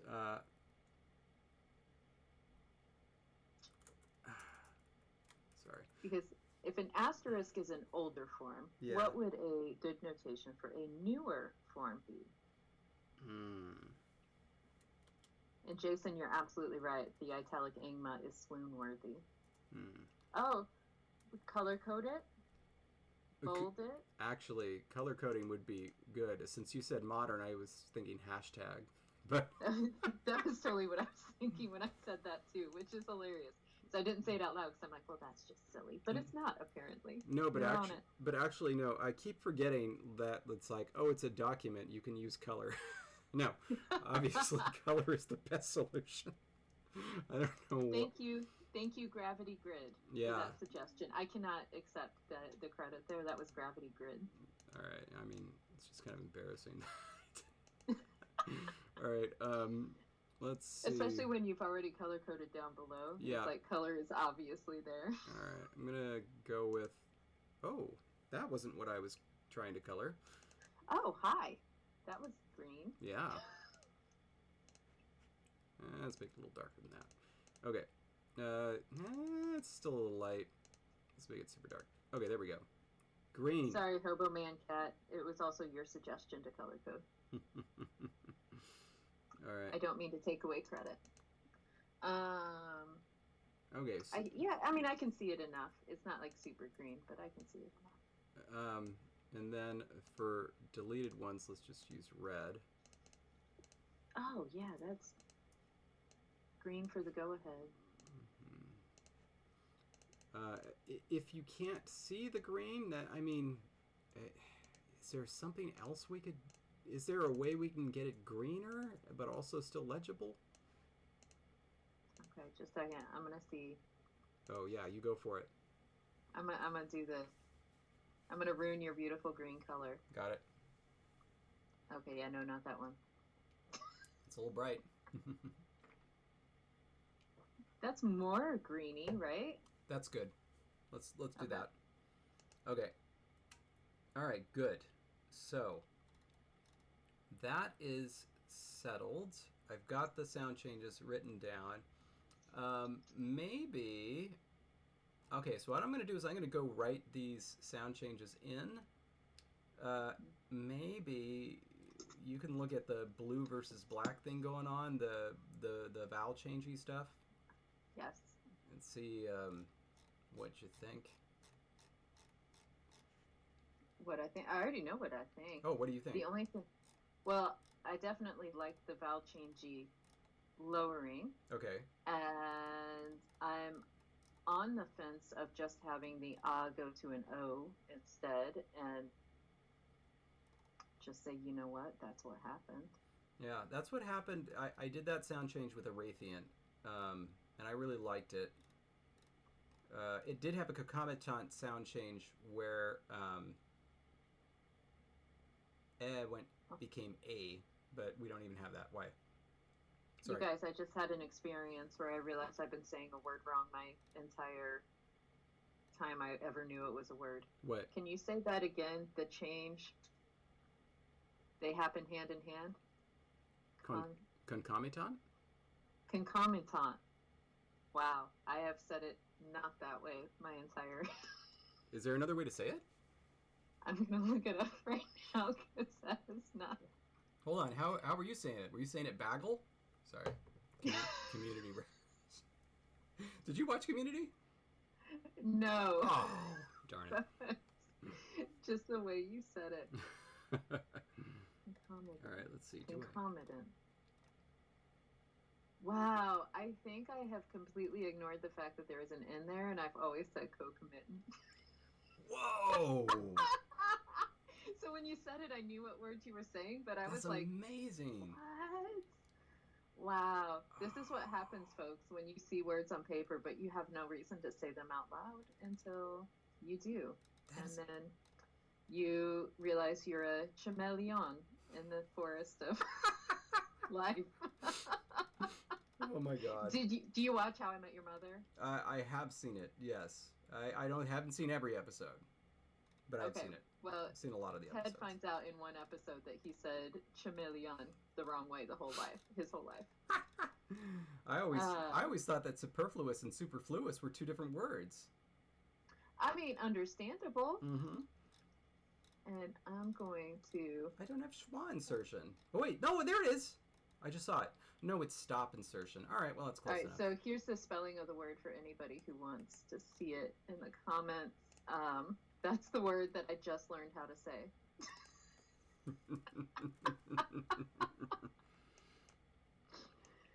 Nice. And I'm still going to forget how to emphasize it. That's hilarious. Okay. Oh, Jason, I feel like that was a dig on me, but you're absolutely right. I read a lot of books and don't get out enough.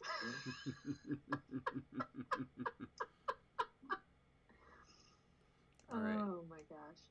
Okay, so nothing goes to schwa in the environment at the beginning of the word before a pre-nasalized consonant. Mm-hmm. And I'm going to write a schwa is inserted before word initial pre-nasalized consonants. Okay, and then the widespread, not scale, widespread intervocalic lenition happens after that. Let's see what I got for that. Oh, and also, Jason, no worries. That was actually a very valid statement for myself as well.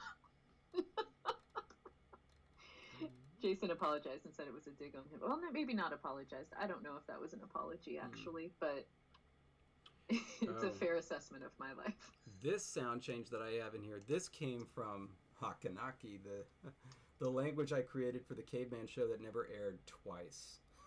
Oh, and I need to see, where are the sound changes? What page? Oh, here we go. I'm on it. Yeah, it's occurring to me that maybe they shouldn't be so far away from the beginning.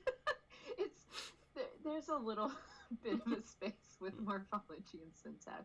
Yeah. Oh, sorry, not morphology, just syntax. What? Just syntax? What? No, there's no M word anymore, I've decided. No, I mean, there's no syntax. It's just all morphology. Just no morphemes. Morphology is how you know, the word morphology predated the word morpheme, right? Sure. Yeah. But my goodness. Never mind. Right. There's a whole debate, Pete. It's okay.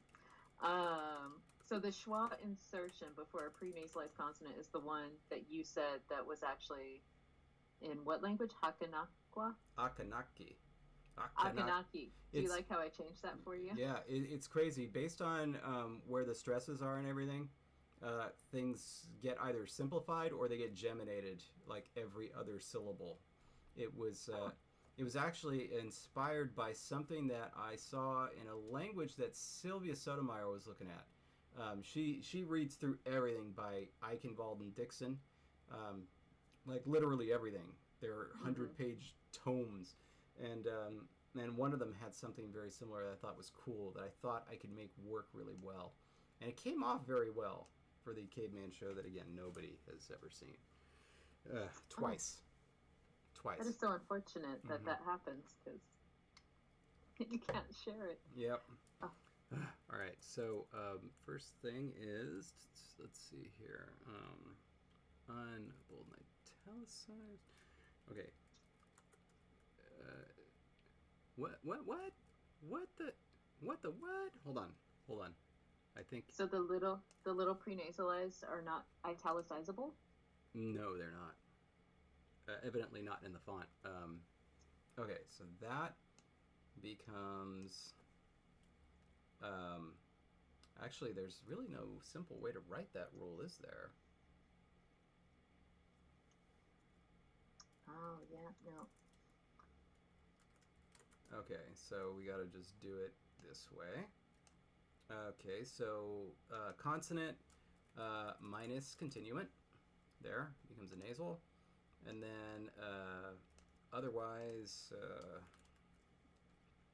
plus continuant becomes, I'm just going to write A for affricate there.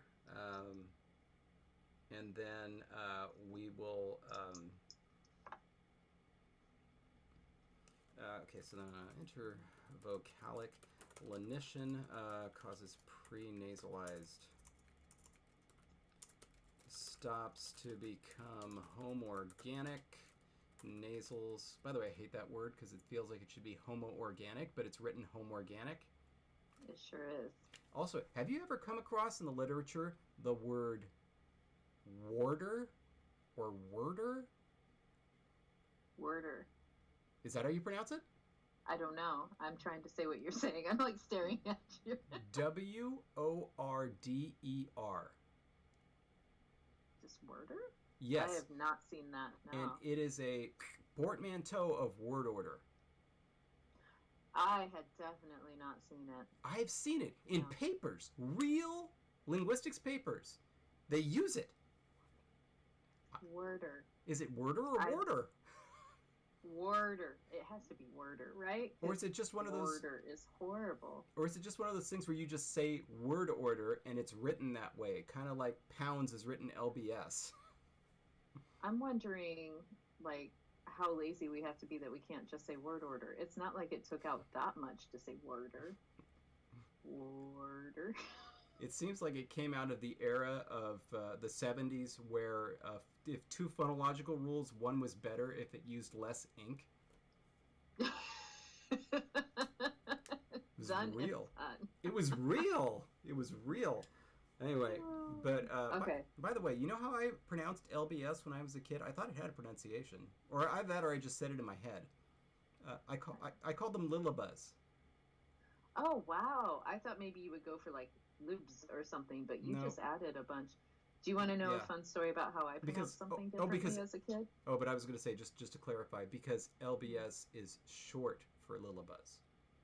Of course. Oh, okay. So, sure. Anyway, okay. So yours is it co-commitment? So I still couldn't say that as an adult.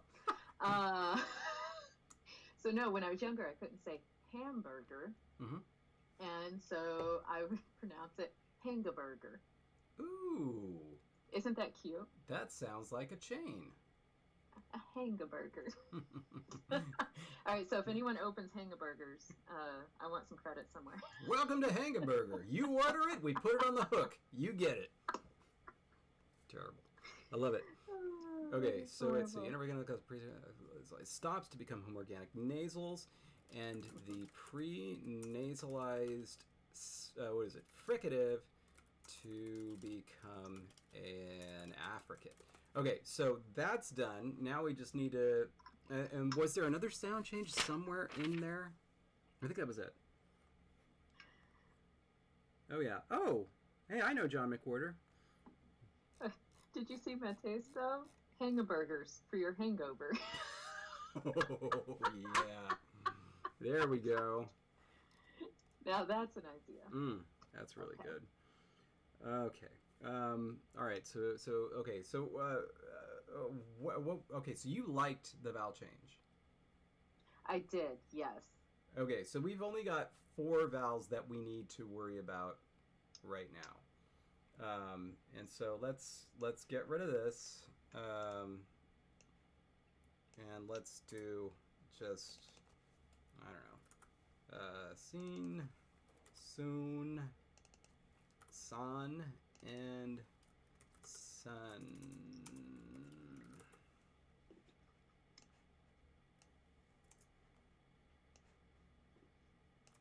And we have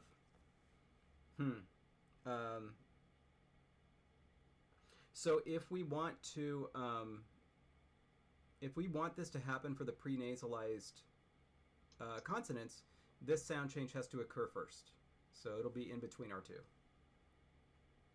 Oh,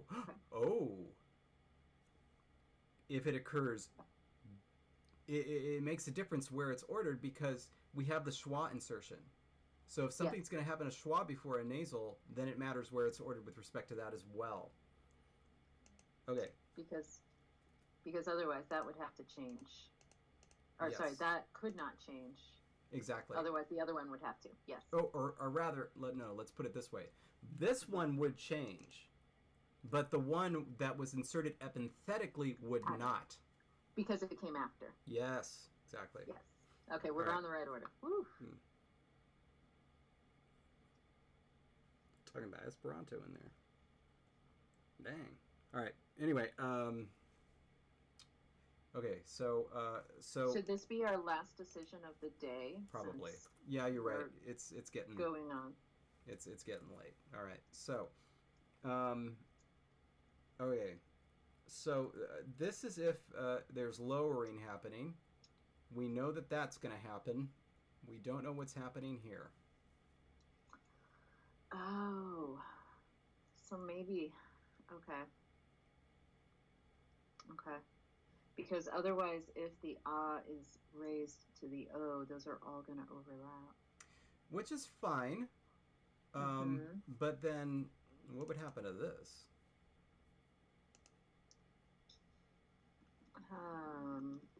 Great question. I'd say nothing. Well, here's one option. If these things are all going to mid, so this is one option. if Because everything's just being pulled to the middle. If it's in the middle, it stays in the middle. yeah, if everything is getting lowered,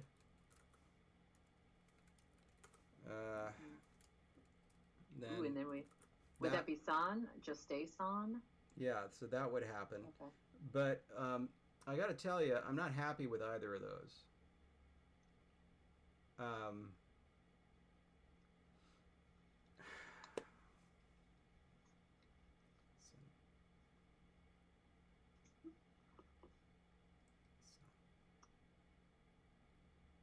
What about, do you not like the overlap, or do you just not like the sounds? No, I love overlap. I love overlap. Actually, I'm kind of feeling the. Ooh, I'm getting a call from a telemarketer from Fort Lauderdale. Should I answer? I gotta say, I'm kind of feeling this. Kind of feeling C. Okay. Can you or anybody give me an option D? Give you, I mean, sure, we can. Also, interesting point. Up here, the only reason the N didn't stick around was because the Z after it. Is that right? Or would the N disappear when the vowel is lowered? N was disappearing when the vowel was lowered. That was what was happening. So, wouldn't that be an option? That would be an option for all of those, for all of them. So let's leave that for something else, because let's just deal with vowel quality right now. Okay. There's also a raising option, because I've seen that. So if it was raised, we've got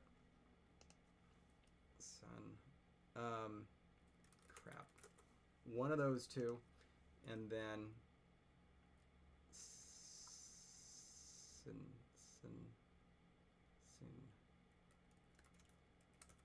I'm feeling this. Oh, with the and someone had asked, what about san, son, son, sen? San, that would be lowered. Oh, that would be raised, that would be lowered and lowered. So we'd have this one as an oddball if that were.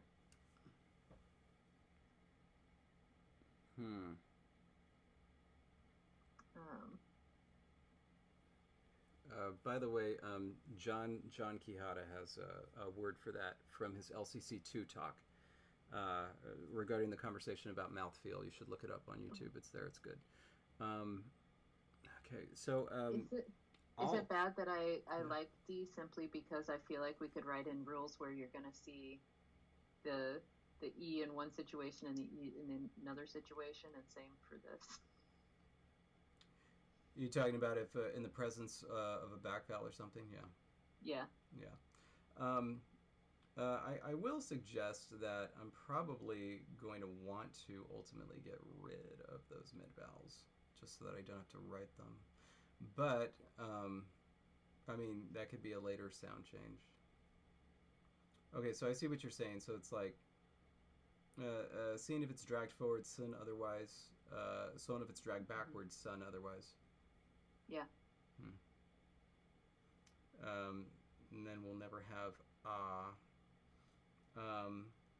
I was just, as I was pronouncing it, I was leaning towards C. Because I was pronouncing it with a schwa, and that schwa was just kind of lowering a little bit. And so I thought, So you're leaning towards column C, is what you're saying? Yeah. And part of what was leading to the raising, I think, in Southern California English is that the vowel started off as low back. Like our ah is just not as far forward as like the ah is in Spanish. And so I think that was part of what led to the raising.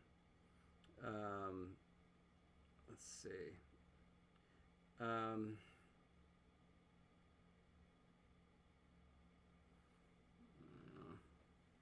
I'm good with column C. Okay. That would be kind of cool. Anybody hate column C?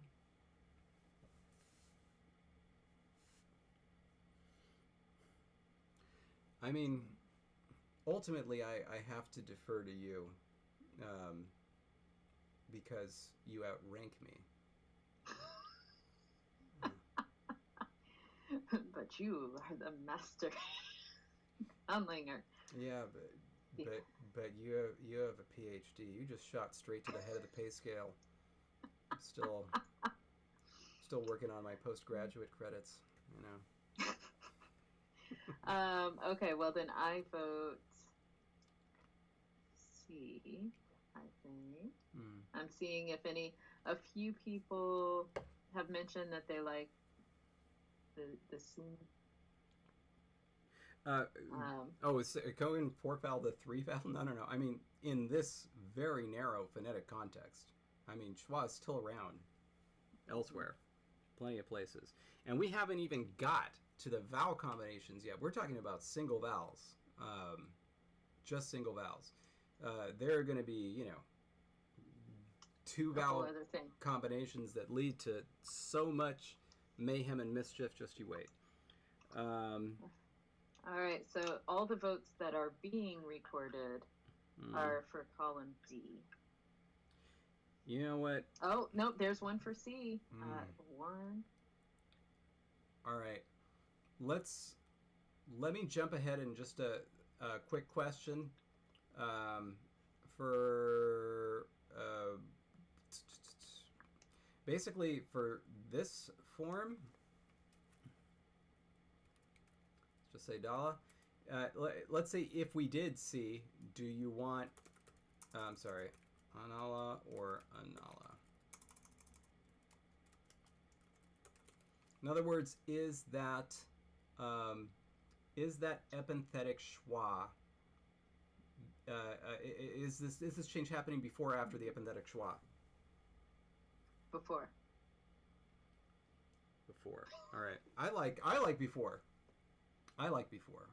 I'm gonna go on record as saying that. But maybe what we should do is we should make this our first poll, C versus D. What do you think? I think so. I think that should be it right there. All right. So we're going to.